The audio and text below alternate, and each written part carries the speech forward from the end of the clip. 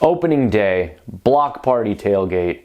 Man, I cannot say enough about the efforts of Last Dive Bar and the Oakland 68s. What these A's fans did once again, pulling off an epic parking lot protest, a packed protest with the game on a giant screen, tons of giveaways, over 5,000 cell flags, pins, shirts, everything, the works. They had vendors, they had free food, they had everything going on in that parking lot.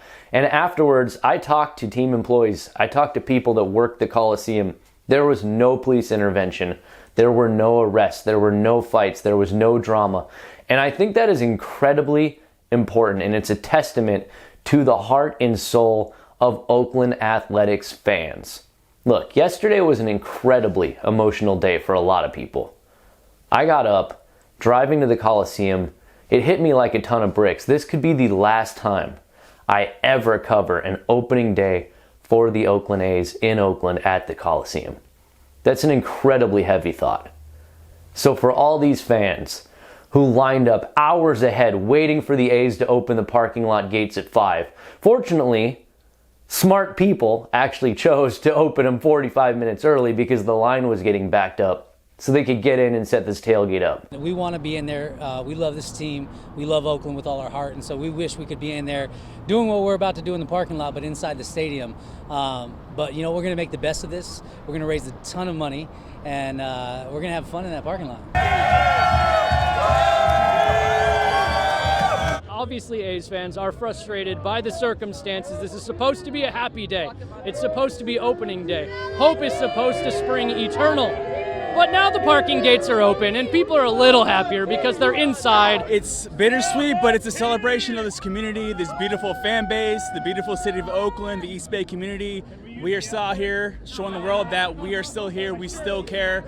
Oakland A's fan base is one of the most unique fan bases in the universe. You hear right now. I'm hearing the sell the team chants. That must mean one thing, it's Casey Pratt's time. Yeah, Larry, the sell the team chants were preceded by an uproarious laughter as they watched you read the Giants highlights and saw that they did not win. This crowd, not bitter at all. They're happy out here. It's opening day, despite the fact that this might be the very last opening day at the Oakland Coliseum for the A's. The fans are sending a very loud and clear message.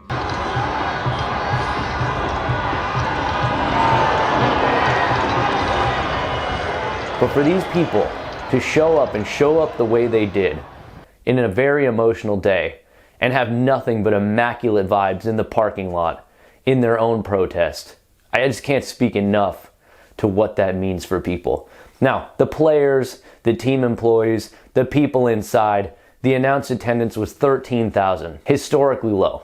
It's a historically low opening day crowd. Opening day is a holiday. It's a festivity. It's supposed to be all about happiness, about hope. Everyone's on the even playing field. The A's, the Dodgers, they have the same record on opening day. Everyone's got a chance. Hope is supposed to spring eternal. For the A's, it doesn't. Their ownership group is disinvested in this team. They have the lowest payroll in Major League Baseball by $25 million. The Dodgers are paying Shohei Ohtani for 1 year more than John Fisher is spending on the entire A's payroll. The Warriors, Joe Lacob, right across the bay, is paying Stephen Curry more money for 1 year than the A's are spending on their entire payroll. This team has been disinvested in. They had the worst record in baseball last year, but opening day is supposed to be all about hope. 13,000 people in the Coliseum, a historically low attendance, tells you that there isn't much hope here as this team is trying to be ripped away. So the players, they understood what was going on in the parking lot. They talked about it after the game. I asked Alex Wood about it, the opening day starter. He gave me this great comment.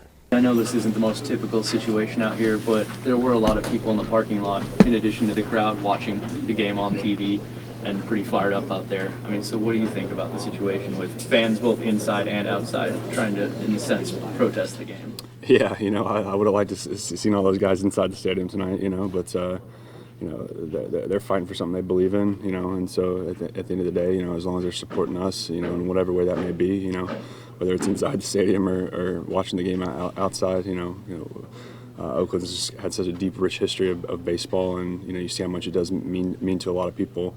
And so to have them show up for something they believe in, you can't knock them for that. You see, they get it. They understand. The fans that were concerned about insulting or not supporting the team by going inside on opening day, for a guy like Zach Geloff making his first opening day start, for a guy like Stephen Vogt, an A's legend, making his managerial debut with the Guardians, not going inside and supporting them, felt bad for a lot of people. But they get it. They understand what's going on. And I'll tell you what does feel bad. What's actually insulting. Not partying in the parking lot instead of being in the Coliseum. What's insulting is I walked inside the Coliseum. I was in the dugout. I was on the field. I was in the A's clubhouse. I was in the A's press box. I was outside in the parking lot. I covered the entire grounds of the Oakland Coliseum. I didn't see Dave Kaval there. I didn't see John Fisher there. To not show up for your own team's opening day is a complete and utter dereliction of duty. And let me tell you why. Those guys not showing up, the ones that are responsible for this mess in the first place, not even showing up on opening day to answer any questions, to face anybody at all, even their own players. It's a dereliction of duty. It's an absolute failure of leadership, because that means the team employees there, the players there, Mark Kotze, the manager, the people that actually have to be there end up having to answer all the tough questions because the leaders of this team cannot even be bothered to show their faces. Absolutely shameful. And if Sacramento, if Las Vegas expects to welcome these people in and get any different result, good luck. Good luck. You get what you deserve there. Sacramento, you're about to be fed a turd sandwich by Major League Baseball and the A's. And if you don't gobble up every last morsel, then they're going to tell you you don't deserve to be a big league town. You got to gobble it all up. Come show up for every game at Sutter Health Park, or we're not even going to consider you an expansion candidate. It's just pathetic. In Vegas, if you want to simp for these guys, if you want this team, you want this ownership group, you'll get what you deserve. You'll get what you deserve. Anyways, opening day, electric. I can't say enough about the Oakland 68s and Last Dive Bar, about the A's fans. I took thousands of selfies, shook thousands of hands. I spent entire time out there with you in the parking lot. Epic. Epic night, one I'll never forget, and I really hope it isn't the last. But if it is, y'all went out like absolute legends.